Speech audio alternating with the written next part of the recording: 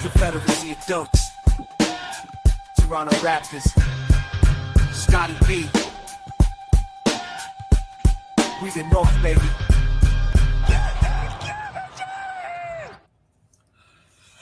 We did it. We made it. This is it's a big episode. Big, huge trade went down. We are Confederacy of Dunks with Raptors Republic. I am Freddie Rivas with my producer and co-host, Andy Hull. What's up, Andy? Hey, buddy. What's happening? Happy New Year. Happy new team. Am I right? Happy New Year. Happy new team. Happy new you, I was going to say. Happy new me. I'm a brand new man. Right? Let's bring in our guests. We got two. We got a bunch of fun stuff to talk about. The trade, obviously. We're doing an insane, weird draft at the end of this episode. Two of my greatest friends, hilarious comedians. I'm just going to introduce you both at the same goddamn time. Amazing stand-ups. You guys you're the real deals. You tour. That to me is like makes you real. You have albums. Give it up, even if you're at home alone, for Adam Christie and Graham Keg. Yeah. Thanks, everyone. Two of the realest deals in the world. Two of the realest deals. I'm alive. If you have the Canadian streaming service Crave, you know who you're looking at right now. That's right. And if you don't, you do not. You have no idea who you're looking Absolutely at. not. No idea. Yeah. And if you have Crave and you haven't really poked around, maybe you still don't know. There's still a chance that you don't know. Yeah. I mean, let's be honest. Yeah. You know, if you're just sticking to that front screen, you know. Yeah. Unless you because when our stuff gets released on Crave, it is shadow released and there is no fanfare, it's never announced. Unless you go to rank alphabetically and you are very, very like on top of what is being added alphabetically, then you probably don't know who we are. It actually does what it it's helps doing that your right name now is to Adam you. Christie. Yeah. Oh, yeah, that's true. But it does what Crave does to you, what it's doing right now to you, which is it's just a still image when you talk on your special. Actually, so it's like it's just your headshot, and then they play the audio of your special. Because right now, you in our thing, it's just a frozen shot of Adam hasn't moved in a long time over here. Yeah. I thought it was just my crappy computer, but that's good to know. No, but we know he's still there. We know he's still there. We think. Am I? We hope. Let's okay. Yes, okay, you are. Yeah. No, this is good. This has happened to me. Listen, if you've watched this episode or if you watched this podcast on YouTube before, you know this is basically what we do. We freeze and we carry on. The people at home are just going skip ahead 15 seconds until they hear us say a basketball player's name. Yes, which is what I do whenever I listen to a basketball podcast. Honestly. Let's Speedy Claxton. There you go. Done. Yeah. Huge. Then let's jump right into it. I'm going to give it to you, Graham, first. Huge, massive trade. We've been waiting for this trade for such a long time. So just to kind of go through the details, the Knicks get OG Anunoby, Precious Achiuwa, and Malachi Flynn. The Raptors get RJ Barrett, Emmanuel Quickley, and the Pistons second round pick, which will be probably the 31st or 32nd overall pick. I want to explore this from both sides. So since you are in New York, why don't you kick us off with the New York perspective? Let's explore this trade from New York's POV first. People are upset, which makes me really happy as a Raptors fan. That means like we might have done it again. They're so upset. I mean, they obviously, OG plays in a Canadian market his entire career, so people don't get to see him very often. There's like no national games on TNT, blah blah blah. We all know that. So they don't know how good he is. You look at the stats, and it's he scores as much as quickly, and then RJ scores another 18, and you're like, how does this add up? We're getting two starters, they're getting one. I obviously think it's going to be good for both teams. I think OG is awesome, but I do think that we as Toronto fans overrate OG. I think the whole country only watches one team. I've said this before on this podcast, so we kind of live in a vacuum in a certain way. Yeah, they are upset to summarize, which is great. They think they got swindled. I always love to see New York upset. I love that Dolan still, okayed this deal with Masai, and the Raptors, who he's currently suing. He also removed himself from like the board of governors because he thinks there's a Adam Silver Tenenbaum conspiracy. So the fact that New York and Toronto are still making deals amongst this legal battle is always a good sign to me. Desperate scenarios for both teams. Adam, what's your feel from the New York perspective? Like, what do you like this trade for them? Yeah, I agree with everything that Graham said. And I do think that we ripped them off a little bit. I think it is a good trade. But I'm very sad that OG is gone from a Toronto perspective. If I can jump over to Toronto, which is the city that I currently live in. Okay, jump over. Makes sense. But yeah, I think it's good. OG's great. And they're a team with a lot of depth, and we're a team with not a lot of depth. And, we really felt that in yesterday's game. Yeah, 100%. Yeah, I feel like Knicks fans are upset, and that's what obviously clues us in as the vacuumed Canadian crowd, which is very true. Graham mentioned. I love to see the other team always upset, but my thing with Knicks fans is like I think like there's a group of Knicks fans who are like, this isn't as bad as everyone says it is, and then there's a larger group that's probably really upset with it, and those people that are really upset with it is like, aside from not knowing much about OG, like, did they think that they were ever going to hang on to both of those guys? Because all I see from them is like, quickly, we traded quickly. What are we doing? It's like they weren't coming together on a deal. Like, this was going to happen. He was always going to be traded, right? So you got like an elite defender and a guy who replaces a lot of the points. That RJ. Now you're missing with RJ, and the guy was coming off the bench anyway. So like, I think, this is decent for them and definitely better for us though. But not like, not because they got the best player in the deal. Mm-hmm. I think we're going to have the best player eventually, but right now, like Graham said, we got two starters. They got one. Like you always say the best player wins the deal, but in this case, is it that? Because they only got one starter, we got two. Like it's improved our team more, I think. Just immediately seeing the bench and you're like, oh, there's two guys who are starting for us coming off the bench now. Yeah. You're like, oh, that's changes everything. It's like huge. It's so huge. And also the Knicks, this market was so starved to pair someone who is on the same timeline as Julius Randle, and they were in the Donovan Mitchell sweepstakes. They lost out of those, so they had to get Brunson. They didn't want Brunson, but they needed a big signing. Quickly is really good. They would have waited for Quickly. The biggest free agent that was left over happened to play the same position as Quickly. So it's not an indictment of Quickly, in my opinion, that they got Brunson. It's that they needed to sell tickets. They needed to keep the market happy, blah, blah, blah. Yeah, so and I think when you give the biggest one was available was on a different position, then that person would be gone.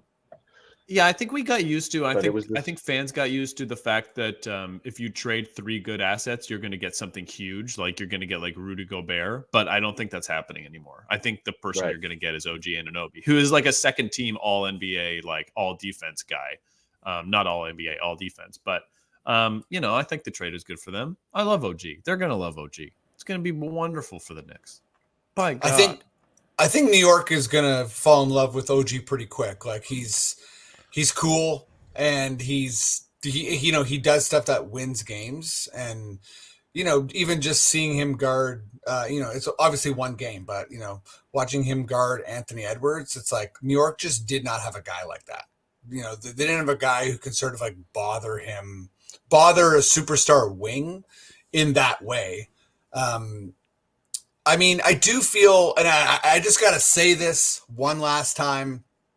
I feel like I'm on the wrong side of history here, but just as he's leaving, I have to say, I think I'm one of the only people that is still in the camp where I don't hate Precious Achua. And I think that there will be a time when he puts it together. He just has too much talent. And maybe it's like there's some kind of connectivity stuff that's just never going to fly. But I don't know, man. Like, I've been watching basketball a long time, and he has a lot of skill, a lot of talent, a lot of potential, and the decision making and timing is bad, obviously. But I know he's sort of this, and I don't think you can ever compute by year 5. I think he's in year 5, at least year 4. It's like he's a veteran. He's been in the league a while now. He's been in the league longer than the average player has ever been in the league. And he can't figure stuff out at a quick, rapid pace. Like, and it doesn't mean that he's stupid. It just means that his basketball computer is a little slow. And it's like, I think at a certain point you are who you are. And I mean, he's going to get better. He's still going to be a great on-ball defender. He might get his 3-point back that he had 2 seasons ago. I picked him to be most improved player 2 years ago. I bet it on FanDuel because he had that back half where he was just like walking up, draining threes. I was like, well, there's no way he's not going to be the most improved player in the NBA. He's awesome. And then he just forgot how to shoot for 2 seasons. The odds on that must have been fabulous. Yeah. With good reason, it turns out.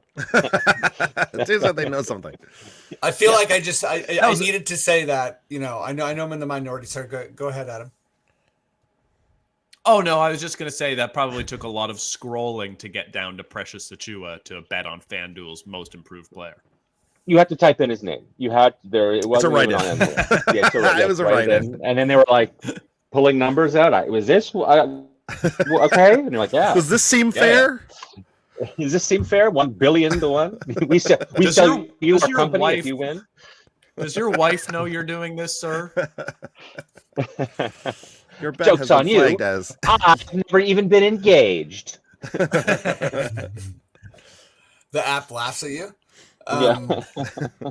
Yeah. Okay. So and I think let's just we already started. Like they got the best player. Obviously, I think they can re-sign OG, which is big. But from the Raptors' perspective, there's honestly a lot going on here. Like I think as Adam already said that, or it might have been Graham, but like 2 of our starters have been moved to the bench immediately. I think a big thing is we traded one of our many power forwards for a guard, finally, which just we look more like a regular basketball team. Yeah. More ball handling. There's some options. More shooting. We can just kind of do more stuff. Yeah. I also feel like it's an acknowledgement for this Raptors team, Masai, Darko, everybody, that we're in an era where defense, it's not that it doesn't matter, but it's just harder to make your identity about defense when so much of the game is pick and rolls and hucking threes and getting to the line. And I think we got more guys that do that. Yeah, and you saw that yesterday with Cleveland when they made a comeback. It's like when you have a team where like that Cleveland team, especially with like Mobley and Garland out, like was definitely, had less weapons, but the majority of their team can shoot threes. And when you were watching them shoot threes and come back into the game, you're kind of like, oh, the Raptors didn't used to be able, we just didn't have this in it. Like if the Raptors are ever down by 15, we're losing the game. It's not like we can start like, we don't have like a Karis LeVert or like someone who could just turn it on and score 30 off the bench. Like Precious Achua wasn't doing that. Like, how dare you? with Quickly, it's the first time in years since Kawhi that we've had like a hooper.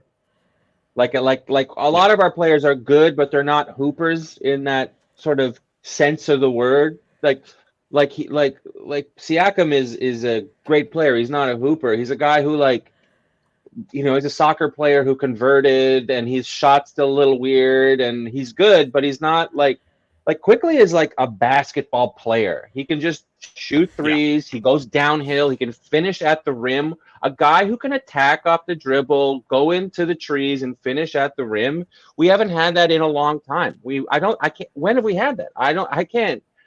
We've had Kawhi for 1 year, and before that, I watched so many series, playoff series end, our seasons end, with Lowry going into the trees and then doing a fadeaway and it clanking off the top right backboard. We never had it. And then Van Fleet could never finish at the rim. He's like a workman who like figured out how to shoot, figured out some herky jerky stuff, a little bit of a floater game, but he's not like boom, boom. Like, it was just awesome to see. It was like, finally we have like a real hooper on our team, if that makes any sense. It was very funny yesterday watching.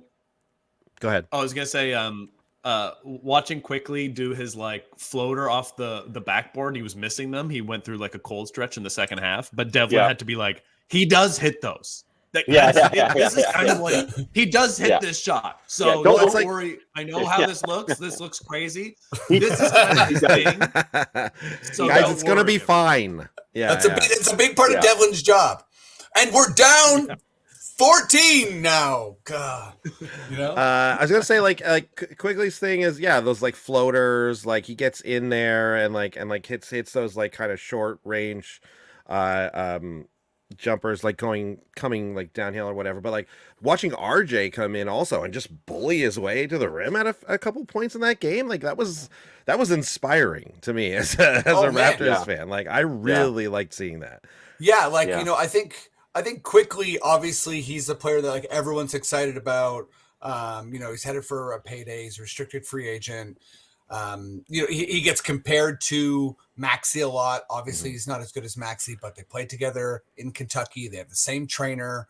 They're both very fast, can shoot, can kind of light people up. But I really think that people are, they're obsessed with the RJ contract, like the $27 million, which honestly won't be that bad in 2 years because it's just a preposterous amount of money coming through.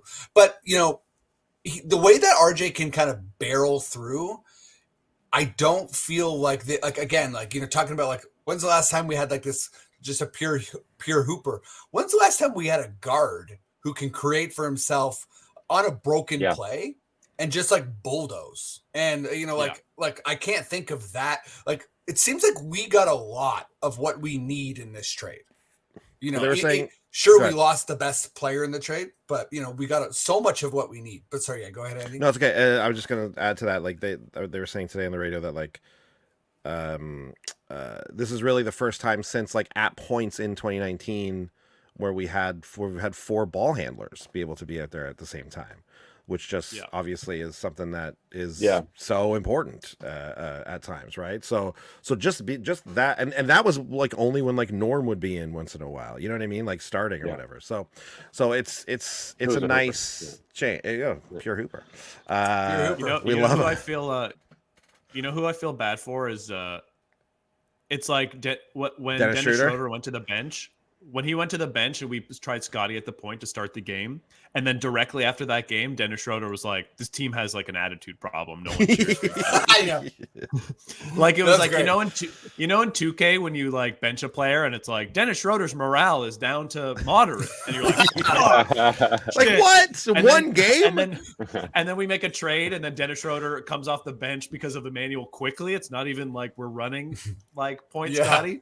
And Dennis Schroeder's like, oh no. It's like, now you're truly a bench guy, dude. Yeah, he's sitting beside Gary, and Gary's like, honestly, that's what happened to me, buddy. You're gonna love it. If it was 2K, like Dennis Schroeder now has like a red halo like on his head when you're playing with him. Like like he just won't pass anymore. He's just gonna shoot.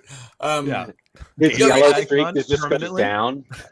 The yellow streak goes down. It gets yellow again. Ooh.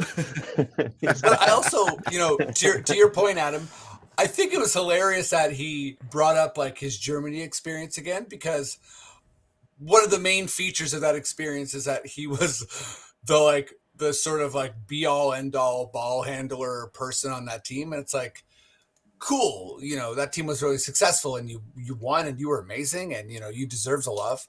And it was an incredible run. But one of the main things about that Germany team is that you basically ran every play. So it doesn't come off like super honest anyways. He had so many open also, threes if you're bringing that he just this last game that he just like, you're like watching it, you're like, oh, you would be an all-star if you could hit 40% from three. He's just clanging them. And you're like, all right. Oh yeah. This is the difference between him and Quickly. Is Quickly can shoot 35%. That's like the major difference. Is there just spacing changes, everything changes. I don't know. Yeah, and I think with the Lakers last year, right? You're playing with LeBron, and LeBron just like, if you have any questions about how this team works, you can visit me in my office, right? And the hierarchy of this. I mean, probably for sure. He might. I don't know. When he has a desk, probably right. I'm sure you go in there. Bronny's there, and Bronny's like, "Hey, did you have a meeting? Sure, did you have an appointment today?" Yeah. But, for here, it's like, hey, it's one of those scenarios where it's like, well, anyone can handle the ball, but you just gotta do the system, and it's like, I think we're heading into a direction where.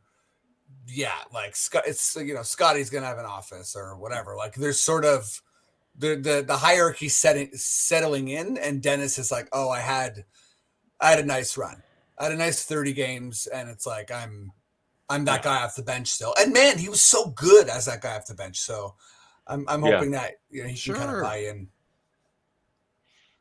But I mean, he's not like I had a nice run. He's like, I'm gonna do a press conference and I'm gonna bring up FIBA. yeah. I'm going to remind everybody about the international tournament that happened 6 months ago. I was the only German black guy, so I kind of had to have a lot of the ball. The press conference it's always a bad look. I'm going to criticize the team I've been on for like a few months. The culture of the team. Sure, okay, but okay, let's move on to I think the other main Raptors thing. And it's funny to me because he dropped 36 last night and it's just absolutely incredible.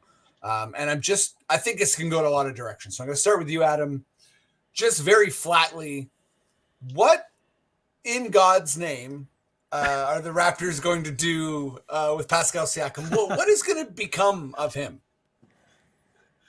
I don't know. I feel like I'm very sad because this is my Freddie Precious Achiuwa take, but the whole "this is Scotty's team" thing, it's like it's still Pascal's team. Like Pascal's still the best player on the team. He comes out last. Like everyone, like including the broadcasters, like I feel like just everyone in Raptors media has really forgot about Pascal. And he just like yesterday he had Dean Wade on him and just like exploded on him, like just really took him to school. And Pascal's just so good. Yeah. Like Scotty's streaky, didn't have the greatest game yesterday, but like Pascal always shows up. Pascal's so good. It's just we're in kind of a DeMar Kyle era right now where I don't know if your best player can be a guy who shoots less than or like makes less than 1 3 a game, and that's your top scorer. I think it's just like a difficult position to be in, and that can't be your number one guy. Yeah. And I want to keep Pascal, but I think it just with him coming off the books, I think it just makes sense that we trade him, and it sucks. And is that what your gut tells you? Do you think he gets moved at the deadline? Yeah, I don't know if we can afford to have like another Fred thing where we certainly can't. Yeah. No, I don't think Masai could. Masai won't. He won't survive the podcast. Yeah, he won't. I mean, it's true because I think people were obsessed with what happened to Fred, right? And I mean, this has been sort of relitigated over and over in like basketball Raptors world about like letting people walk, and we can do the whole sort of dance and talk about each scenario with Kawhi and Danny and Mark and Serge and whatever, all the deals with Norm, Kyle, but Fred did leave, right? And he wasn't traded. So like OG already is not in that category. OG forever is going to be linked to Barrett, quickly, this pick, whatever. Yeah. And I think with Pascal, like an all NBA player leaving in the manner that Fred did is just like totally unacceptable and, can't happen. So yeah, before I weigh in with like what I think, Graham, let me go to you. Is that like, he's moved at the deadline? Like what's your feeling? I don't know. I feel like if you asked me a week ago, I would say 100% he's going to move the deadline. Just the way they were talking about him in the beginning of the season, calling him selfish, which he was not selfish. It's very weird. Just seems like the tea leaves there's like, they don't like each other right now, but I feel like they chose the guy they were going to move, and that was obviously OG. And now isn't Siakam like saying like I won't resign with whoever trades for me because he wants to hit free agency, and I just think they're gonna max him out, and then they'll have the asset, and then they'll trade him next year or something, or maybe not, because this sort of Scotty and him has like started to figure out how to play well together, I feel. And he's starting to hit threes. Like he's starting to hit like a couple, 2-3 games, 2-3 threes a game. I don't know. I just feel like there's not a log jam anymore at the same position, and they're starting to play off each other.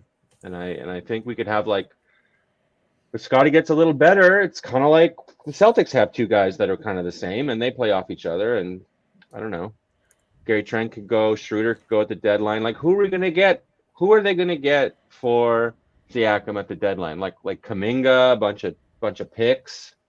Would we be happy with something like that? Like I don't see like a trade that where we would be happy about, that Masai would be happy about out there. Yeah, especially since Masai not a huge guy on like not a big pick hoarder. Like he's not going to be fine with just giving a player of that caliber away for a bunch of untested future draft picks, right? As we saw, like kind of with this trade, right? He's way more willing to take, players who are actually active in return. So I kind of have a feeling that, I mean, obviously we re-sign Pascal, still a tradable asset here, right? Like as a player, like this year though. Not this year. Sorry, I mean like in the future. So I don't see him. I actually think like I don't think we're gonna move him past at the end of this year. I think we're gonna extend him or whatever, re-sign him. Sorry, and then maybe if something isn't really working out and the right deal comes, but I don't think there's this massive pressure on Masai to do it from like internally from their understanding and what they're comfortable with when it comes to like the head of him and Bobby or whatever. Yeah, there's so many angles to this, right? And I think a lot of good points here. And for me, there's a couple categories of things. So one, there's a rumor floating around that's like I think like sourced in the way that we trust, right? With like some key people in Toronto. One is that they maybe would entertain a 2-year max extension, but obviously he wants a 4-year max, right? It's 29. So that's just sort of like a standard contract thing where it's like, hey, would you want less security? And him and his agent are going to be like, literally, obviously not. And I think the other thing is, and this is sort of just a hunch, but I feel like in these 2 years of frustration, they've been exploring trades for OG and they've been exploring trades for Siakam. And I think for OG, there was a lot out there, right? Like, apparently New York offered 3 first rounds and Fournier, and Masai was like, I want players, right? To your point, Andy. And for Pascal, I just don't think that there is a Halliburton Sabonis trade out there. And I think that's sort of what he's been looking around for.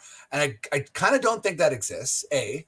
And B, we also get to sort of, if you think about the way Masai rolls, it's not like make this huge trade for a foundational guy like OG, play out another 10, 15 games, and make another crazy trade. Like he's going to watch how quickly and Barrett and, Siakam and Barnes all work together. Like, I think that's just like how he rolls. Yeah. And my final point is I was at the game yesterday. It was awesome. Shout out guest and also comedian Matt Henry took me to his amazing seats. And I'm looking at there's a graphic on Twitter right now, and it's Scotty and Pascal. So Scotty, 21 points, 9 rebounds, 6 assists, true shooting percentage 58. Pascal, 22 points a game, 6.5 rebounds, 5 assists, 59 true shooting percentage. Like, pretty like comparable, almost identical stats.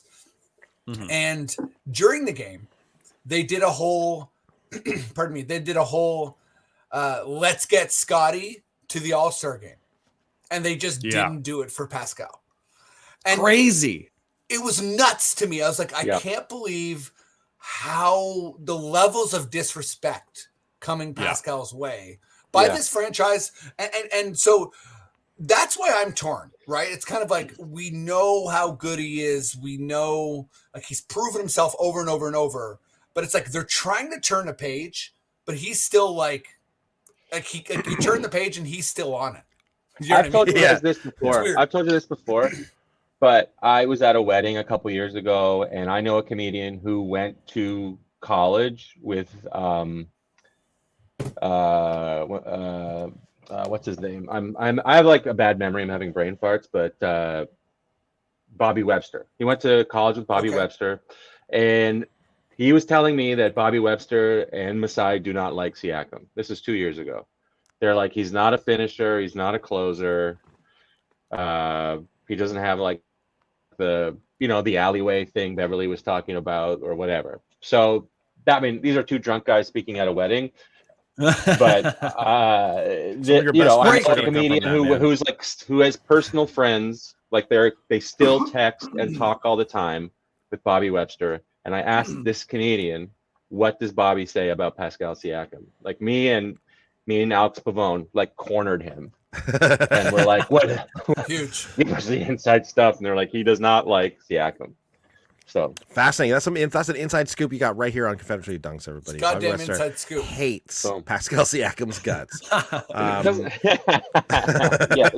Yes. But it also goes to that thing of like this obviously indicating to, I think, everyone that like this is not a rebuild that we're about to undertake here. This is a retooling, and then and like that thing of, I think we might have talked about this like when I first started here at Freddie, but like it's that corporate thing in sports where like corporations, if they own a team, they're way more afraid of a rebuild, like a full-on break it down rebuild, than like a person who, an individual owner or who are going to be more in tune with like the sports angle and understanding the sports of it. The corporations don't give a shit about that. They just want to see consistent profit. So a year where we shit the bed, we might get a great draft pick out of it, but that's like, they don't want this year, by the way, which is important. Yeah. Like, that's what this. Exactly. Do that, right? So that's there's pressure coming from that for sure, right? For sure, 100%. But also I was thinking about this. I was like Scotty pressure. Like they want to keep Scotty happy. I know he's still under contract, but remember when he got drafted and he was like, "Yes, I'm going to Toronto," when they announced his name. And the reason why, it was not because he wanted to go to Canada or loved Toronto as a city. It's because their team was good. Yeah. And he wants to play on a good team. He doesn't want to play on a like rebuild. And he certainly doesn't want to do it in his 5th year. Just start rebuilding. Yeah. That's not something that would help us re-sign him once his rookie contract is over. But I guess I don't think as a GM Masai has ever rebuilt. I think he like takes pride at like those Nuggets teams where like Danilo Gallinari was scoring like 24 points a game and they won like 60 games, like unprecedentedly. Like I don't I think it's going to be like a Houston, Indiana kind of, old Houston, like that kind of model is where we want to be. And I think like one funny thing about this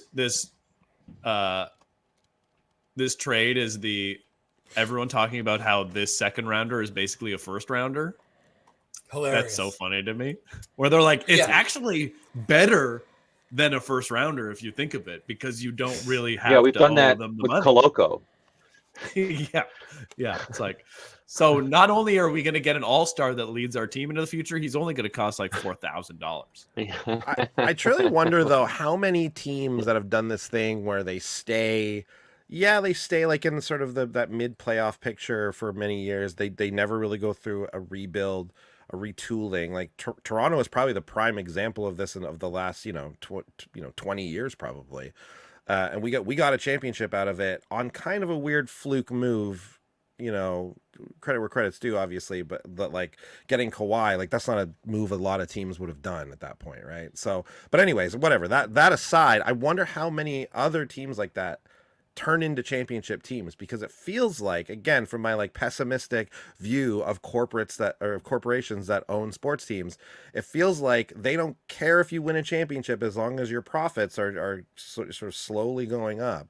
They don't care about the spikes, or they don't want the spikes necessarily. They just want consistent growth. So like, you know what I mean? Like they're probably happy, because it feels to me that those teams aren't really the championship teams. It's the teams that either go out and make big splashes in free agency and add to those teams, which those types of teams don't tend to be unless you're like a Lakers or something like that. Or it's those teams that have rebuilt from the ground up with like 3 or 4 awesome draft picks that are all coming together at the same time. Well, I was at a wedding and I talked to a comedian friend of mine, and he knows Ed Rogers.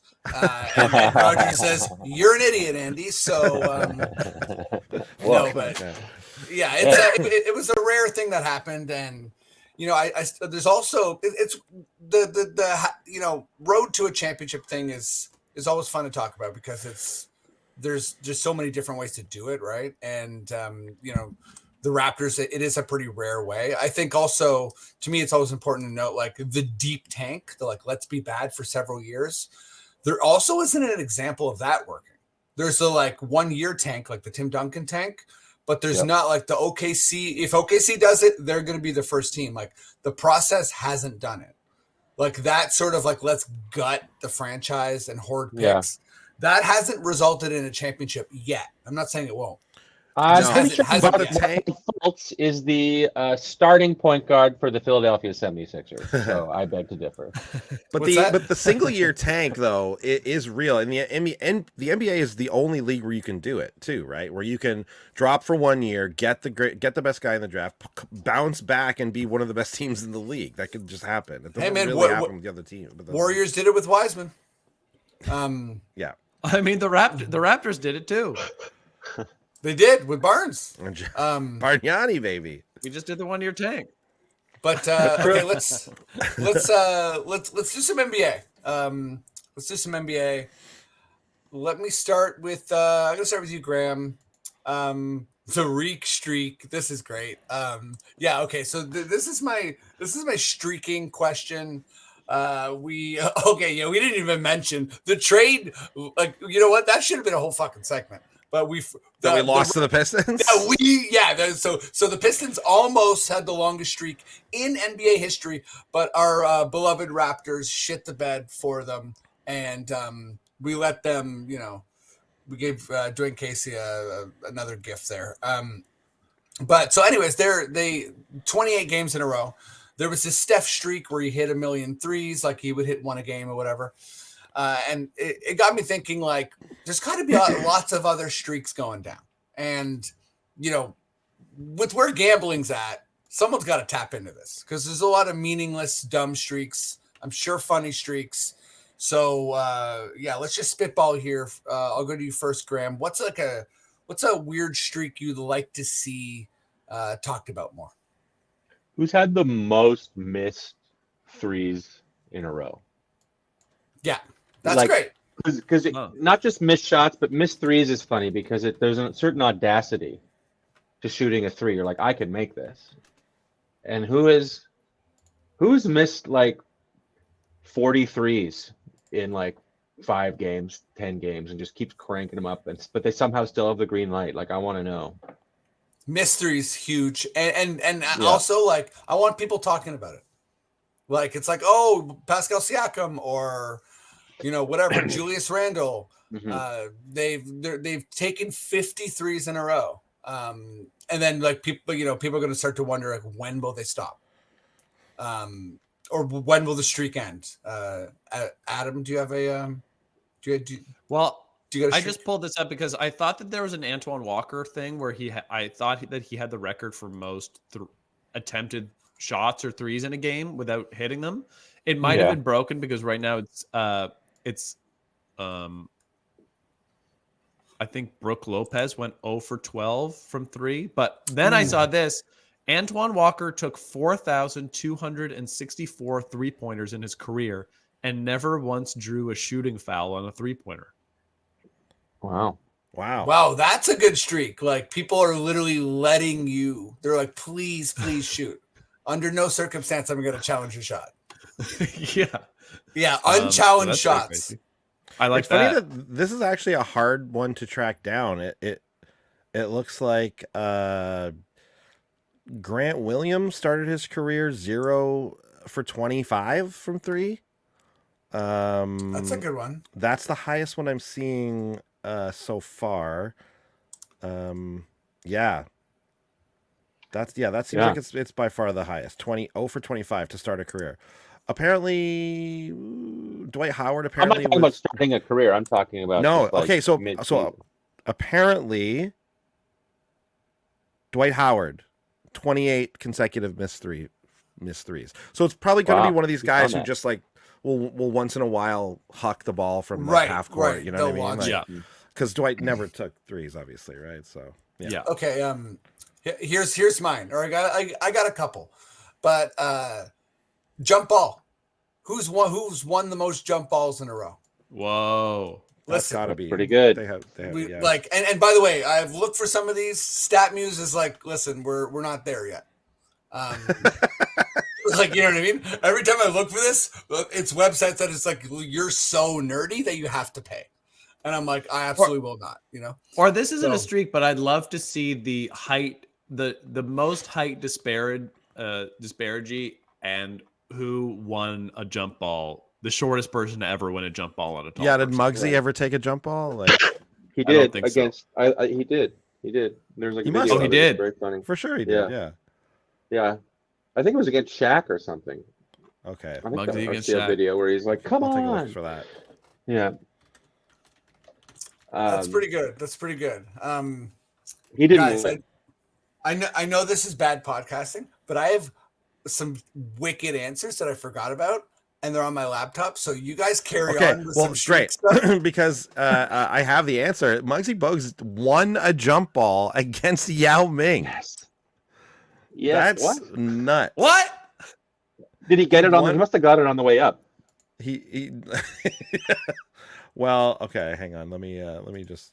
You know what I mean? Like, as the ref is like going up, he's like, "Oh, I'm closer never to mind. I'm dumb. I'm stupid. This is not real. Never mind." What? Okay, I just nixed our huge scoop, Graham, that you brought earlier because I just totally put out a completely not true thing right there.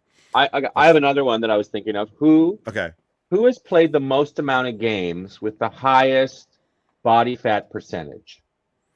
Like, with Zion just getting bigger and bigger and bigger. Who is like the fattest guy who's ever played like 60 plus games? Big O. I mean, Big O was here, and that was like he was a consistent starter. Reeves. He played over 60 games that year for sure. Big Country was in shape for a big. He was just a bigger guy. He was just a big guy. Yeah, he was. Like, I feel like his body was similar to like a Jokic almost. Big O full blown had an eating disorder, or I think he did. Yes, he did. I just read that. Yeah.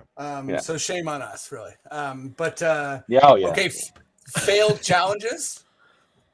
Failed challenges. Is there? Failed challenges would be good. I want a failed challenge streak. The streak of saving the ball by diving into the crowd. Like, who has the highest like number of those, in a row? Like, they actually save it? Yeah, or they do it every game. You do one a game. Yeah.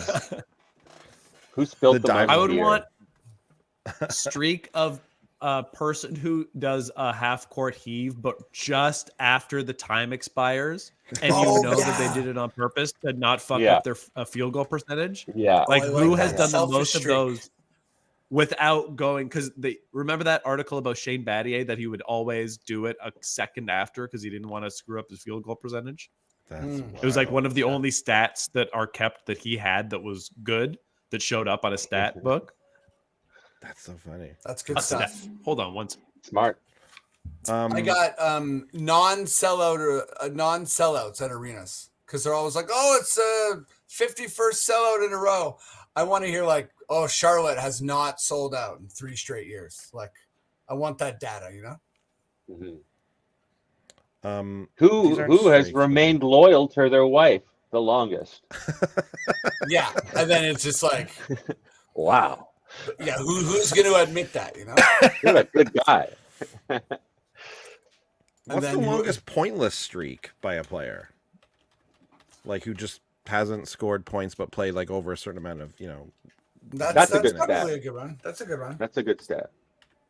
Guys, before we do the draft, do you mind if I reset my internet really quick? Go for it. Yeah. Okay. Reset it. Yeah. All right. I'll be right back. Yeah. Join in. We'll talk some All-Star, and Adam can join in for that. Okay. Okay, sweet. So do we want to take a little break? Yeah, you just reboot and come back, and we'll be here rocking. Love it. We're gonna stretch. We're gonna stretch it out. You know, we're gonna lean in because I thought it was an interesting question about new All-Stars, and it's always sort of hard to find, but I mean, I got a nice little list going, so I'll see if there's any. There's a big one, I think. Yeah, there's a couple big ones. Why don't you start, Andy? Who do you think is going to make their first All-Star appearance this year? As far as I can tell, Tyrese Maxey hasn't made an All-Star team. Yeah, so Maxey, he's going to be up there for sure. Anthony Edwards was on it, but he was a fill-in, right? He was a reserve. So those do count. That counts. Okay, yeah, it's still. Those are my 2 big ones that I thought of right away and was like, have those guys made All-Star games? Yeah. Now I lost the page I had them all because I've been looking up all this other stupid streak stuff. Okay, go ahead, Graham. I think if the Grizzlies win a couple more games, I think Desmond Bane is going to make an All-Star team. He's got 24.6, 4.6 rebounds, 5 assists. These are our best player, I think, for the most of the season. Yeah, and not now, obviously, that Jaw's back, but he's going to be ineligible, so that's picked after Malachi Flynn, FYI. I know, yeah. So our next pick is going to be a Desmond Bane, our pick from this trade. What about Jalen Brunson? Jalen Brunson is he's on my list too, and I think most of the guys are in like reserve territory. Yeah. So. Yeah, I had Brunson. Brunson for sure. I mean, I think Brunson's there. You know what I mean? Like, yeah. I think he's there. Like, he's not going to be a starter. No. And I think that he's, if you think about, there's going to be like 7 players, right? So probably 4 guards, 3 guards, something like that. He's in that category. Maxey's in that category. I have I have 2 forwards. So good. Maxey's Scotty. So Scotty, I think there is potential. Yeah. There is potential, but I think because of the votes, like Canada voting always gets a player who like probably doesn't really belong there, gets them in there, right? He's going to be in the reserve territory, so he's got to be picked by coaches and stuff. Okay, well, that still might happen, right? It might still happen. But I had, I'm sort of shocked at their stats, but the Magic need some All-Stars or an All-Star. So Franz Wagner and Paulo Banchero both have like very well-rounded, incredible stat lines. Yeah. Actually pretty similar to Scotty, to be honest, stat-wise. And I got to think one of those guys are getting in with Orlando's record, right? 100%. Definitely. Yeah. But yeah, I'm hoping Scotty. Yeah, it could be Franz. And then the West for me is really hard. There's only one player I could think of. Is there any guys in? Well, I think Bane. Bane is a chance, but again, the record's bad. But maybe. Sorry, go ahead.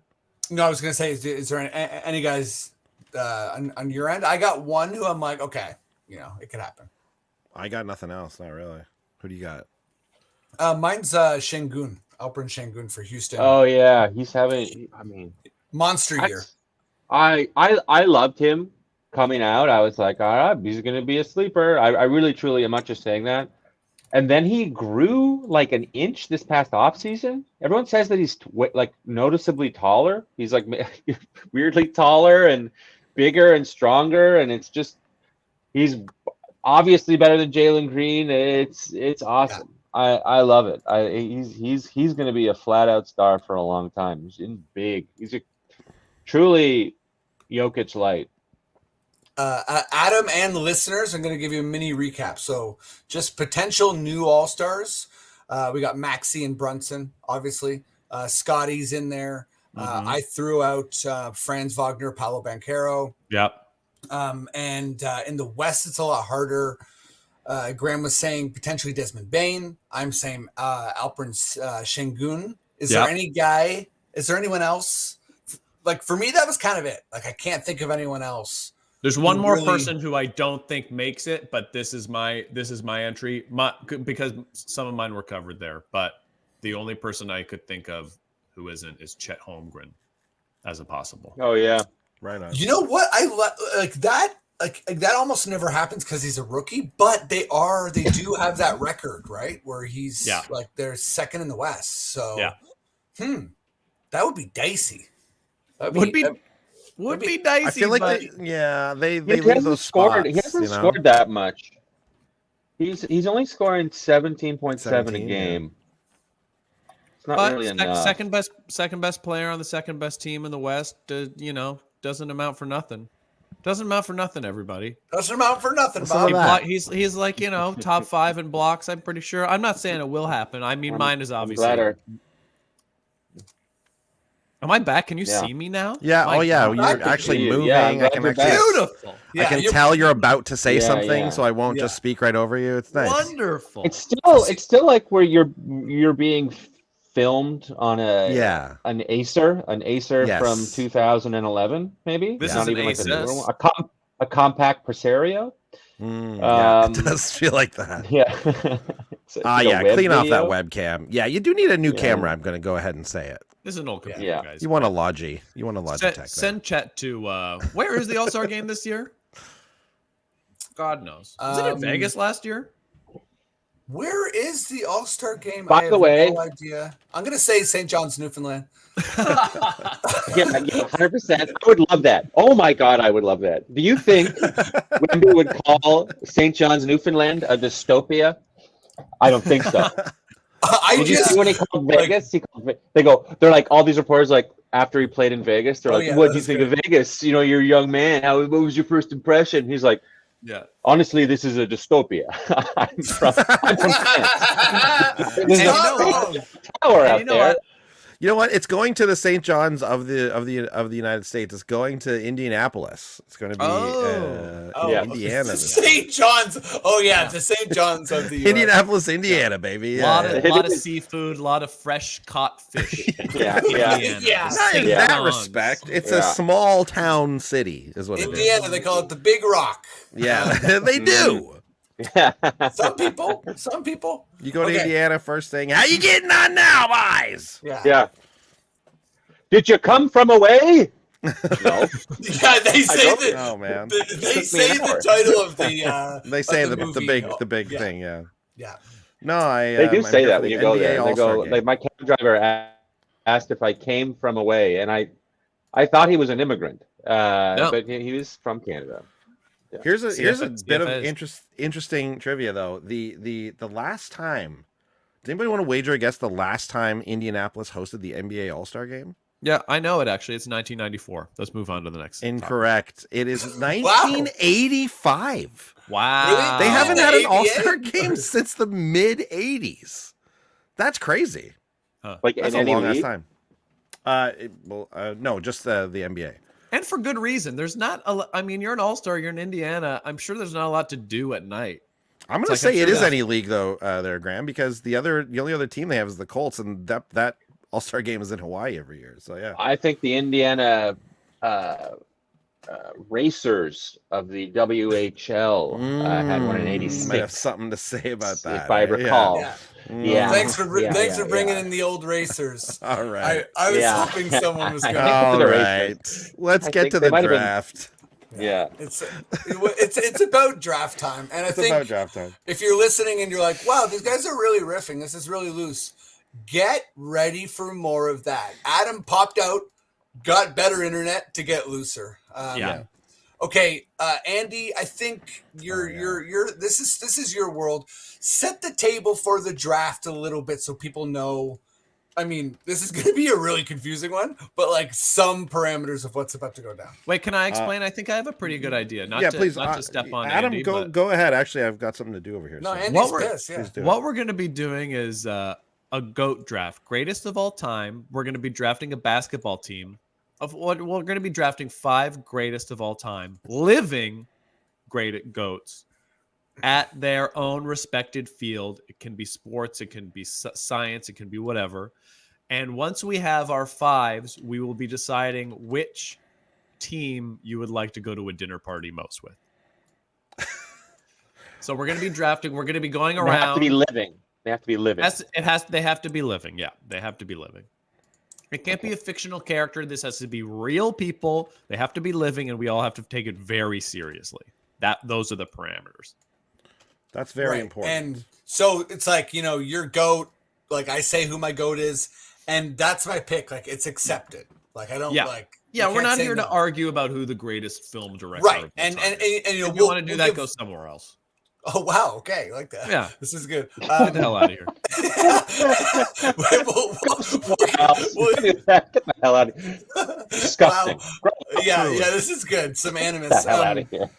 Well, yeah, you can vote on it, right? So if somebody has a shitty GOAT, then it's like, wow, you're we'll know if it's crazy, but we'll start with it'll go Freddie, Andy, Graham. I'll go last, and it'll be snake draft. We'll come around. Okay, now you're really hang on. Now you're really stepping on my toes because as we all know here at Confederacy at Dunks, proud part of the randomization community.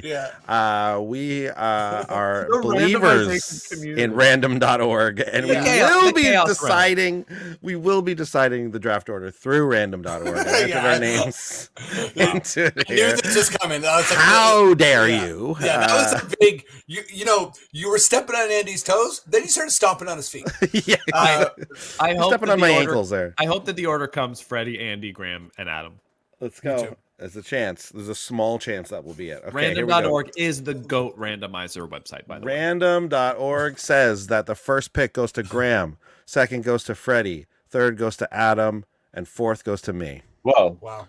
This is the third draft in a row now where I am the last pick. I'll just say that. Yeah, random's clowning you, dude. It is. Well, maybe because you're so worked up about it. I'm such an adherent. Okay. Now, last time we had really nice graphics. It was displayed as we were doing it. That's not going to happen this time. Just let everybody know. So if you're listening, don't worry. You're not missing out on anything. All right. Okay. First pick here, Graham. What's happening? Iggy Azalea.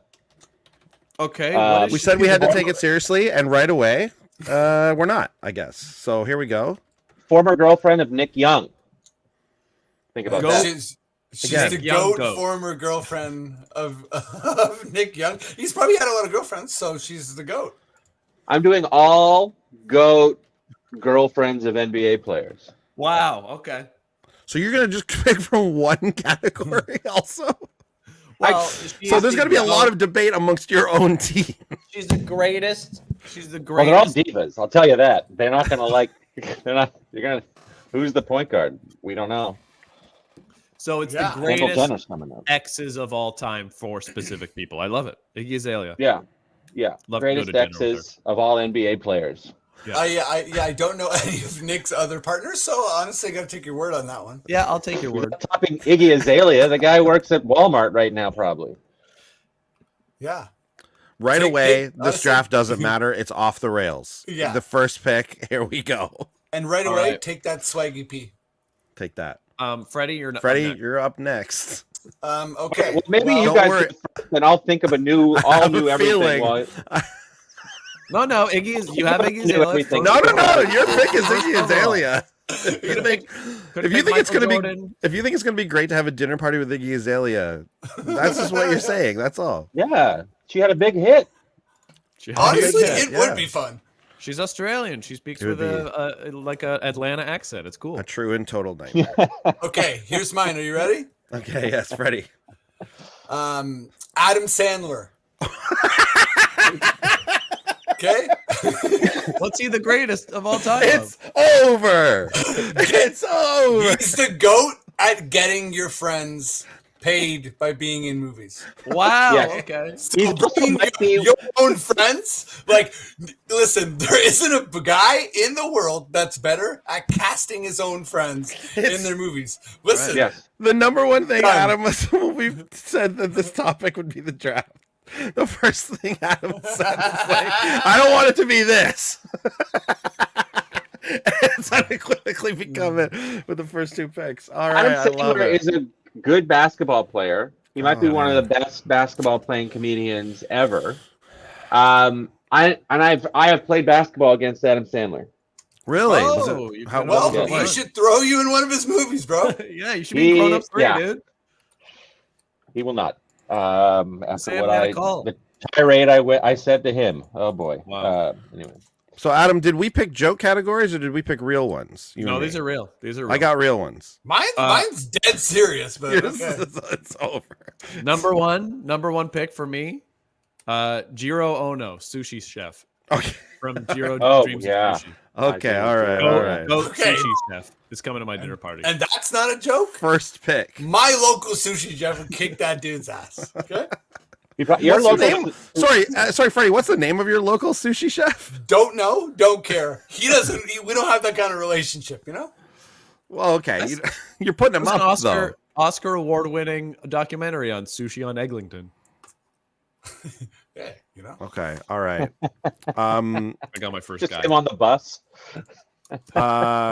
You got your number one pick. You got him off the board. Yeah. Okay. Well, it's taken a turn here in a good way. This is a fun draft, but let's go with someone who's so good at what they did and what they do that the actual rules had to be changed so that they couldn't do as well as they could possibly do. Otherwise, it would have just been pure dominance. I'm going to go with Simone Biles. Okay. GOAT gymnast. Had to deal with a lot of shit. Got the, what do they call it? Got the yips big time. Maybe the all-time GOAT is the GOAT yips of all time is Simone, right? So she's got Chuck two categories and there. her. Knobloch got the yips too. I didn't know that. No, he couldn't throw to first. He was like, oh my god, shortstop or third baseman for the Yankees, and he was like awesome, and then he just forgot how to throw to first. I remember he was he was big on the Twins, and then went to the Yankees. I totally didn't know about the part about that's the like some Zoolander shit. But you don't die when you can't throw to first. But that's if you're upside down spinning above a pole, you could die. You fully die. You could. Yeah, honestly, that vault, you're landing on your neck. You're landing dead. Yeah, she made the right call. Yeah. All right, Andy. It's a snake draft. It's a snake draft. It's a snake, so I'm up again, and I'm gonna kind of go where Adam's going a little bit. He's got GOAT sushi chef. I'm just gonna go GOAT chef, and GOAT living chef, and it's Alain Ducasse. Everyone, this is the man with the most total Michelin stars. He has 21 Michelin stars currently. Oh my god! The second is Gordon Ramsay with a mere 16. Okay, so Alain Ducasse is the number one. He's the GOAT. Chefs. I didn't even realize Gordon Ramsay was actually that good. I know he was a TV personality. Apparently, he neglected good. his kids for years to get his third Michelin star. He's a goat. He's a goat at that. Yeah. Okay, I'm saying it's back up to me. I'm gonna draft. Wow, this is hard. I got a lot of people on my board. Did anyone say Iggy Azalea? Shit, you got her. I think I did actually. Also, Sandman's off of the board too. Remember, Sandman, Iggy, Alain. But I gotta go Jane Goodall for chimp stuff. No, I had Jane Goodall on my list. You fuck. So good. Damn she you. So good at that. Doesn't get better. I almost took Goodall over Ducasse. I'm not even joking. We're talking about chimp stuff. I got Giro and I got Jane. Double J. Not bad. Off the Not board. bad. Freddie Rivas, you're up. Well, I feel right like over me, huh? based on the way my brain works, no one's going to pick the same. So that's not going to be an issue. But listen, all my picks here are just pure goats. No one can test them. Yeah. And next up, I'm going with Michael Flatley, Lord of the Riverdance. Oh my God! So okay, if you can do a Riverdance better than him, let me know. It's kind of insulting that you picked Michael Flatley and said Lord of the Riverdance, because everyone knows Michael Flatley is Lord of the Dance. But he does the Riverdance. So and Riverdance is a completely other thing. Oh, shit. Andy, okay. So...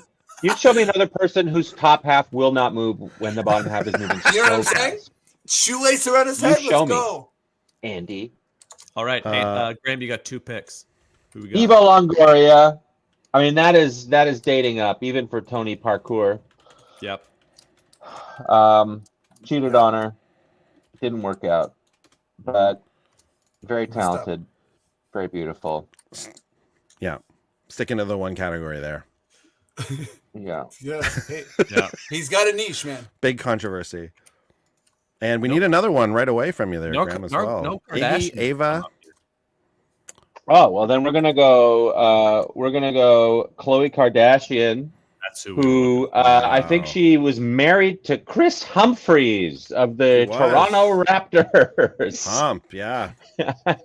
Honestly, didn't think she'd fall this late. 3rd round for Khloe. He used a full paycheck to buy her a ring, like a year. And then she was like, wait a second, I'm getting pretty big here. I probably shouldn't be married to Chris Humphries of the Toronto Raptors. Yeah. Yeah. Also, I mean, I always got to shout out Chris Humphries. One time a ref blocked him shooting a free throw. If you've never seen it, do yourself a favor. It's one of the best basketball clips ever. Imagine Kanye blocked him from living the rest of his life with his the love of his life. Yeah. So. Yeah. All right, Freddie's up. Okay, so I got a bunch on the board here still. My next pick is going to be Fergie. Oh my God. All right. GOAT anthem failure. Okay. Yeah. Okay. You're really flipping the script on this. Can you be the greatest at failing? Like, is that okay? Isn't that the opposite of what we're going for here? Listen, I have extras. A little bit. I have extras. She's the GOAT. She's the GOAT of sports anthems. That's the opposite of what Freddie said, though. I see what you mean. Sports anthem. I see what you mean now. Gets played a lot. They can't play Gary Glitter anymore because he was a huge pedophile. Mm-hmm. Yeah. That's true. Shouldn't do that. I mean, they do though. Like sometimes you're watching like an out of market like hockey game, and you're like, Gary Glitter, Nashville Predators. Yeah. Nashville Predators. Okay. Well, they're doing it down there, huh? Yeah, Nashville Predators. Nashville Predators. Nashville Predators. Horrible franchise. Okay. True. Should I go for a backup or what? No. I mean, I think so personally, but I'll if I'm outvoted, that's fine. I got a bunch in the hopper. So I know you do. I just want to hear more of what you have in the hopper, really. You can have Fergie. Okay, I'm going with my 3rd pick. I'm going Joey Chestnut. Goat eater. Oh, Nathan's hot dog. Okay. Can you imagine him eating all that sushi? Ooh, Joey Chestnut. Isn't there? That's not my goat eater. Yeah, that's not my goat eater. Check the stats on that. He's the goat. Okay, all right. Whoever eats the most. Seems as though there's a bit of a debate. Lamb shawarma is the biggest goat eater in my books, and that's just a fact. Yeah, that's just a fact. Tell him, Graham. Is a lamb a goat? No, they're different animals. Damn it! That joke didn't work on so many levels. Might have been racist, so I apologize to everyone. Racist against animals. Yeah. Oh man. Okay. Jane Goodall getting taken off my list was a real big. That's a real shock to me. Really had her high up there. Which means I might drop down to this pick. Okay, well, let's just go straight up. The greatest actor of all time. Wow. Actor, films. I think Adam Sandler was already taken. Yeah, the Sandman's already off the board, but we can take from the same category. Fergie, too. I can't believe you're about to say Pauly Shore. I've got the most Oscar noms and the second most wins ever in history. It's Meryl, right? It's Meryl. Yeah, big Meryl. Okay. Not bad. Meryl Streep. Yeah. I just watched yesterday for the first time. What's her name's choice? Sophie's Choice. No, that's what it's called. Whatever her name is there. Yeah. It's a real what's her name's choice. It's a real what's her name's choice. Goat or lamb? Yep. All right, now you got another pick, Andy. Okay, this one I'm going off the board a bit. Yeah, I'm gonna go with certifiably the greatest Canadian. We had an actual thing in this country where we all voted on who the greatest Canadian was. Yep. Did you guys vote in that back in 2004? No. Yeah. You guys remember that? Do you remember? I remember on the CBC. I remember who won. I remember. Yeah, Tommy Douglas won, right? Tommy Douglas brought in the universal health care there. Of course, Tommy Douglas been dead for many years. Shout out Kiefer Sutherland's grandfather. Yep. That's right. Yeah. Goat relation. Anyways, we're just gonna skip Donald. There's a bunch of people. I think back then I voted for like Wayne Gretzky or something, which is like that makes sense from how old I was. But the greatest Canadian on that list that is currently living is going to be my next choice here, and that's David Suzuki. Yeah. Okay. Suzuki. Wow. I love that. Put him right up there with greatest science educators, greatest, there's a couple of different categories you could fit him into, but I'm just going to go with straight up greatest Canadian. Wow. Okay. All right. Well played. And you have another pick too. No, you took Meryl. That was it. Yeah. It was Meryl and Suzuki. Adam's not ready. I am ready. I'm going to go with Sultan Qasim, the tallest man in the world. Huge. Oh, yeah. Sorry, what is he the greatest at, though? Being tall. 8'3". That's pretty. That's different. All right, another question. Would you rather be the shortest man in the world or the tallest man in the world? Wow. Or would you rather your body be perfect? Okay, perfect. I'll take that off the board. No way. Yeah, shortest for me. I think shortest. Shortest. Catch me if you can. You know what I mean? Short? No, I think I'd be the tallest. I mean, that'd be pretty cool. He's I feel like it's really hard on your body, like your limbs and stuff. It's gonna be and die early. I guess really short people don't have a long life expectancy either. I guess.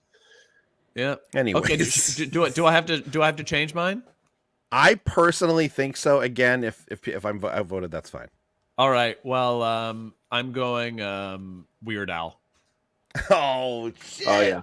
Greatest song. Weirdest Al or song parody. He's Great the song, goat song parody. There's no one better. Oh, okay. All right.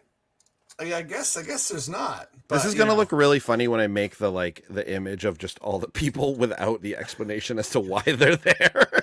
So it's just gonna be the greatest living goats, and Graham's list is gonna be Iggy Azalea, Ava Longoria, Khloe Kardashian. It's gonna be great. Mine's gonna make sense. Okay, you're up. Okay. This one might get taken, so I'm gonna go for it.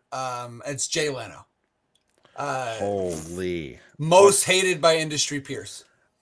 Wow. See, I don't think that's a goat. It's not really a goat. And It's also, it's a negative thing. This is two negative things you've chosen. You have to be the best at something. There's absolute sex criminals in film and television. If you want to say goat comedian car collector, that would be okay. We could. Okay, well let me scramble here because I do have goat more. all denim wearer. Maybe no. I'll move off Jay Leno. Maybe Bryan Adams exists. You're right. Goat chin celebrity or something, but Oh, that's a good one. I'm gonna go. Okay, then I don't know if this is also negative, but DJ Khaled is the GOAT. Like, what did he do to acquire his fame? I think it's right in his name, isn't it? I mean, it's right there. Yeah, he's a musician. He's a hype man and curator. He's a DJ. Yeah, that's what DJs are. Yeah. Okay. Are they hype man? Or are they specifically? Yeah, I guess so. Okay, fair enough. Well, then he does put those songs together. Like he does, there's arrangements involved. I think. Listen, if you Google DJ Khaled, the first 10 searches are "What does he do?" That's because people are stupid. They don't understand what he does. I'm representing those people. Today, I'm here to represent. But I think you have to pick something that they're the GOAT at, and obviously, it's wide open what you can pick. Yeah, but you have decided to go so niche. Yeah. Oh, I guess I was trying to go for unimpeachable people, because but the other one I got in the hopper. I mean, it's more niche. So go ahead, hit us with it. Rudy Giuliani. Oh my God. Okay. And it's embarrassing pictures when you Google search image. Okay. Right. I guess. Yeah, he is great. I let you guys down. The greatest of all time at confusing a hotel for a landscaping place. If you Google somewhere in the same realm, I bet you could put Rudy against anybody. As far as if you Google greatest. Nick Again, picking a negative thing it feels like he's got bad pictures. Yeah, but they're embarrassed. Yeah, it's a negative thing. Okay. Anyways, you know what? This is taking too long. Your GOAT is Rudy Giuliani, and there will be no explanation. People will just see the team, and they'll have to pick. You're a bad guy. Graham, you're up. Mine is very easily Khloe Kardashian. Yeah. Again. No, that was Kim Kardashian. No, you picked Khloe. Khloe for Hump. You picked Khloe for Hump. Yeah. I thought you meant Kim. You meant Kim was married to. Yeah. Yes, you're right. So you meant Kim. Kim. Kim was engaged to Hump. I'm sorry. I meant to say Kim Kardashian. I thought I did. You could take Kim. I'm a bad guy. Khloe Kardashian, who is still with Tristan Thompson. Yeah. Who who played yesterday, right? Yes. Yeah. He had a black eye. Khloe. I was so surprised to see him check into the game. People, they did the Canada thing and people booed him. Really? It's the only Canadian player I've seen booed. Why do we boo Tristan Thompson? I don't know. People were like, "Oh, let's give it up for Tristan," and people were like, "Yeah, whatever, dude." Weird. Maybe it's because he's cheated on his wife multiple times. That can't be it. People don't care about that. Your last pick there, Graham. What else? You're on the snake. This is the last one of my entire thing. Yeah. Mike Fisher, former captain of the Gary Glitter loving Nashville Predators, is married to Carrie Underwood. Now that is a glow up. Okay, yeah.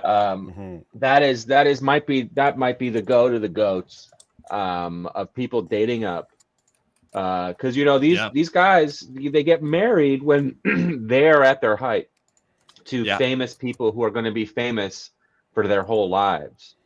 And who knows who Mike Fisher is. Now she has to, when she goes to parties, she didn't used to when they were first together, but now she has to introduce her husband. And everyone at the party has to go, why is she with that guy? Because he's no longer famous. He hasn't been famous for 4 years, even in the Nashville area. Now, he is a good-looking man. He's got a lot of scars, Yeah, that's what you look for. Yeah, maybe that's, But Carrie Underwood, super famous, married to Mike Fisher, who was a virgin until they got married. So is that good true? for him. That is true. Wow. Yes. Good for him. Apparently in Ottawa, also not a big drinker. Would never drink any of the drinks people fans bought for him and stuff. That's a story I heard from Ottawa. He's gonna be fun at a dinner party. Yeah, he sounds like a true dud. No question. Hey man, you need a DD. Carrie Underwood's gonna be dope. Go DD, Mike Fisher. They're both big. Fisher. They're super religious. Freddie, your last pick. Oh yeah. Okay, well, I thought of one on the spot that hopefully fits properly in the category, and Yep. I'm just gonna go with standard sport. Goat swimmer Michael Phelps. Michael Phelps. There we go. Wow. Web, yeah. Uncharacteristic pick from you, picking Right? the actual greatest of something. Yeah. Well, I ran out of my weirdo category, so I didn't have any more in the hopper, so I just on the fly, Michael Phelps, best swimmer, web feet. Let's go. And crazy weird like lactic acid ability, right? Like his body processes it differently. Is that a double goat or what? That's yeah, he's the goat lactic acid neutralizer. And a very long torso. Yeah. Very long torso. I'm like totally brutal that they never change any rules for Michael Phelps, but they change rules for Simone Biles because what rule did they change for Simone Biles? There's like a move that she's the only person. Yeah, she's the only one she can do it, and it's too like there's too much strength involved in it. Like it's racism. Yeah, it's 100% just racism. Wow. But they banned that move from the sport so that other people won't start trying it, and Simone can't do it. Well, because it's dangerous. Wow. No, because she's the only one who can do it. All right, with my last pick. Oh, okay. Well, I can't pick Giodi Amige, the world's smallest person. No, that's been taken from me. So I guess I will take Gritty, goat mascot. Pretty good. I definitely wouldn't. You think? I don't think you say it had to be a person? No, there's a guy. I picked the guy he's gonna bring character. Gritty. Gritty's a character. I just want to say he's better than Mr. Met, who got fired for giving a child the finger when he only has 4 fingers. That's great. There's no middle finger. Mr. Met, the guy who played Mr. Met in the costume, literally got fired because he gave a kid a finger and he only has 4 fingers. That's good stuff. That's also, hilarious. I mean, there's the Pop-Tart guy. There's a new Pop-Tart guy. Whoever's the Pop-Tart is really making it work, you know? Yeah. And I'm not gonna change it. My last one is Gritty. Freddie was allowed to have all of his, so I'm allowed to have Gritty. He wasn't allowed to have all of his. He struggled to find the last one. I did. I was falling He's apart. stuck with Rudy Giuliani. That's one of his picks. Well, I'm picking all right, Gritty. fine. You're breaking your own rule. You're picking Gritty, which is not a real person, technically not alive. So then I'll just go fine. Greatest folk hero, Robin Hood. Done. Draft done. There we go. Wow. That's a character. That's not a real thing. No. I mean, it's either that or just I pick an actual like. Mike Fisher was not my pick. Carrie Underwood was my pick. Oh shit! Oh, what? Okay. I thought you were picking the significant others of the more famous. Oh, he was significant other. They're sports glow up. persons. Sports person dating above who they are. Right. Got it. For okay. God's sakes. Carrie Underwood. Picked what's her name? Popular Mechanics for Kids. Yeah, Alicia Cuthbert. Alicia Cuthbert also in there. No. Yeah. That's how famous she is. You called her Popular Mechanics for Kids. It's better than calling her Happy Endings. In 10 years, she will be significantly more famous than him. Okay, so should we? I still have the last pick. Oh yeah, sorry. And honestly, I don't know. I'll just pick Madonna. Okay, there we go. Madonna. This is my last pick. You come up with the category. She dated Pops Mensabansu, so it's a bit of Graham. There you go. I fell for that for 1 second. She's the goat. I was like, goat material girl. Go material girl. She's the most awarded musician who's currently living. All right, really? So everyone should go. So I was Jiro from Jiro Dreams of Sushi, Jane Goodall, Joey Chestnut, Gritty, and Weird Al Yankovic. Yeah, my picks are Simone Biles, Alain Ducasse, the greatest chef living, Meryl Streep, David Suzuki, and Madonna. And I'm coming in with Adam Sandler, Michael Flatley, Fergie, Rudy Giuliani, and Michael Phelps.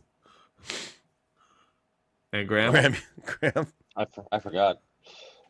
Kim Kardashian, Khloe Kardashian, Iggy Azalea, Carrie Underwood, and Eva Longoria. One.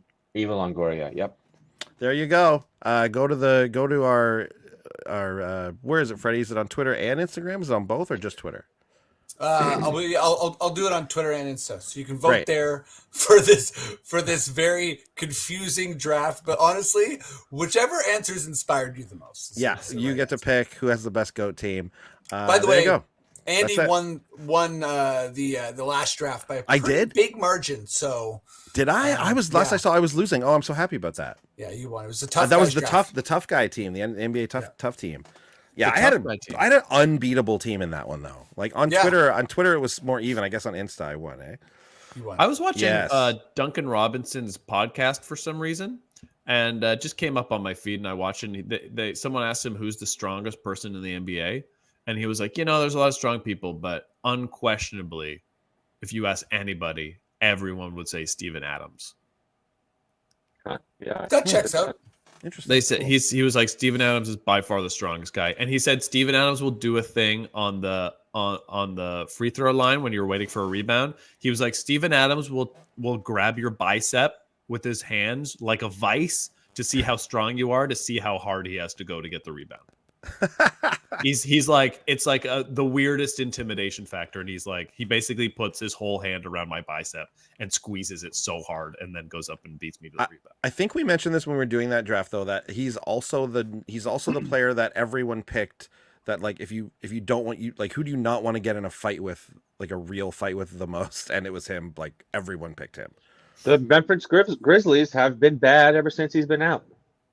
They're supposed to win a championship like 2 years after their big run 2 years ago, and they've been bad. He's been injured for 2 seasons. They need Aquaman. They need Aquaman. They need Aquaman. They need a big, strong adult who's going to slap people around for being idiots. Yeah. That's it. Steven All right. Adams. Guys, well, there you go. That's the pod. Thanks for hanging in there. We got messy. We had internet stuff. Shit got weird. I have a real question I wanted to ask you. For the past 6 months, because I was thinking about this leading up to the season. I just want to ask you, if you had a choice between the Toronto Raptors not making the play-in tournament and without getting a draft pick, or Scotty and with that happening, Scotty Barnes developing a 3-point shot and like scoring into the 20s, or them making the first round playoffs and then him not developing a shot, what would you choose? So the choice is Scotty's good. Scotty's good. You don't make the playoffs. Scotty's bad. You do make the playoffs. He didn't make a jump, but you made the playoffs. I'll take Scotty's good. Scotty's good as well. That's why I always think about this season. It's like, now we have a plan. Now we have like a direction for it. We actually have a star. This was the 1 year where it's like, is he going to be a star? Is he not? And he's like a star, and it's great. That's all I want to say. Yep, totally. I agree. Scotty made it. Guys, let me throw to both of you if you got anything you want to plug. Adam, you got anything you got going on? No. Oh yeah, I do. I have a show every Friday at Comedy Bar. Come, it's really great. Every Friday at 7 p.m. at Comedy Bar. What's it called? It's called The Headliner, and it's one of the best comics in Canada doing extended time. It happens during theater sports. Never go see theater sports. Go see The Headliner. Freddie and I often play theater sports, so great. Yeah, how dare you? Do not go to see that. Graham, what's up? Anything you want to plug? I'm going to be opening for Nate Bargatze, except for when he comes to Toronto, because I'll be recovering. He's playing the Scotiabank place where the Raptors play, and I'm not going to be on that show because I'm getting hip surgery the week before, and I'm very bummed. And I thought about canceling my surgery. I thought about canceling my surgery and just living in pain the rest of my life. My doctor says I can't cancel it anymore. I've already canceled it twice. You can't cancel. Oh God! So I'm gonna get hip surgery. Can't perform where the Raptors play. Can't tell you what it feels like to be Jamario Moon. That's the closest comparison. It's you and Jamario. Yeah, there you go, Raptors fans. There you go, Raptors podcast fans. Catch Graham on his tour everywhere except else where the Raptors play, except for the city where you probably live. That's a plug, baby. Why even mention it at some point? You know what I mean? My life is hell. No, but that's great. That's sick though. That you're, outside of the Toronto bit, obviously. Yeah. Go see Graham on tour wherever you can find him. Also, subscribe to Raptors Republic and like and subscribe to the YouTube page. Give us some love, review all that shit. Andy, thank you. Graham, thank you. Adam, thank you. Thank you. Follow me at Mr. Graham K on Instagram, please, if you're listening to this. Yeah, everybody follow. We're all funny. I'm gonna headline. Toronto. Scotiabank Arena for somebody. Yeah, well, no. You're actually you're opening for Jamario Moon like next year, right? So it's gonna be big. Yeah, it's gonna be huge. Great. Yeah. The Danforth. Danforth Music Hall. All right, everyone. Just on the Danforth.